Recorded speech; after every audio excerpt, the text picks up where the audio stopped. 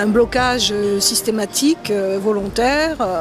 C'est-à-dire que nous sommes considérés, nous, les victimes du terrorisme FLN, comme illicites, comme illégitimes. Les victimes, elles gênent, elles dérangent. Et particulièrement moi, avec mon procès, je dérange, bien évidemment. C'est quand même énorme. Je ne sais pas si c'était voulu, mais c'est d'un tel cynisme. C'est une forme de génocide symbolique. On ne devrait pas exister. Donc on nous passe sous silence. Et le pire, c'est que ce film fait partie d'une série qui s'appelle « Passer sous silence ». Les Français d'Algérie sont muselés par les médias, ça c'est clair, et notamment la télévision, c'est très clair.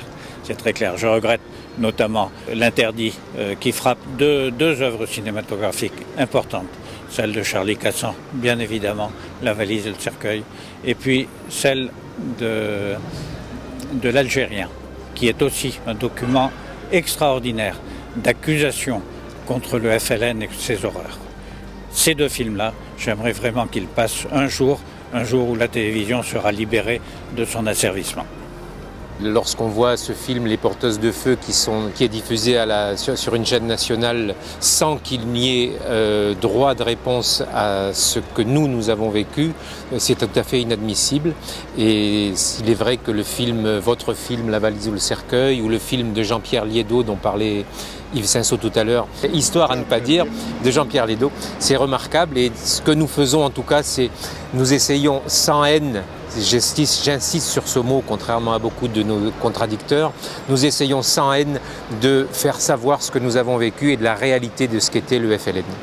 Mon père et ma mère ont été assassinés par le FLN le 8 avril 1958 devant mes deux frères et moi. Ils ont été égorgés. Personnellement, j'ai été grièvement blessé et je suis reconnu comme victime de guerre.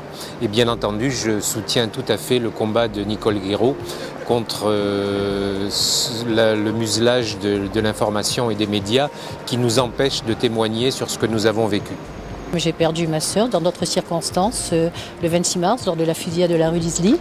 Là, c'est un crime d'État, c'est plus du terrorisme, c'est un crime d'État. Mais j'espère qu'un jour aussi, il y aura un procès, comme aujourd'hui Nicole Guiraud est dans un tribunal. J'espère qu'un jour aussi qu'il y aura un tribunal un jour pour que la vérité éclate. FR3 a diffusé un film scandaleux. Et pourquoi scandaleux? Eh bien parce que comme ce film faisait l'éloge des terroristes du FLN en 1956-1957 pendant la bataille d'Alger, il faut bien se dire une chose, c'est qu'un tel film, un tel documentaire, entre guillemets, peut inciter des jeunes gens, ou des pas jeunes gens d'ailleurs, à poser des bombes, à pratiquer à leur tour le terrorisme. Veritas soutient Nicole Guiraud dans son procès contre FR3 et la réalisatrice du film Les Porteuses de Feu, pour la bonne et simple raison qu'il n'y a aucune gloire à être porteuse de feu et je ne comprends pas que FR3 puisse cautionner le terrorisme. Il faut en tout cas sortir de l'oubli. Et je crois que la justice, on vient de sortir d'une audience, l'utilité de la justice, c'est de faire en sorte que la mémoire triomphe de l'oubli. Et ça, c'est ce qui honore la justice.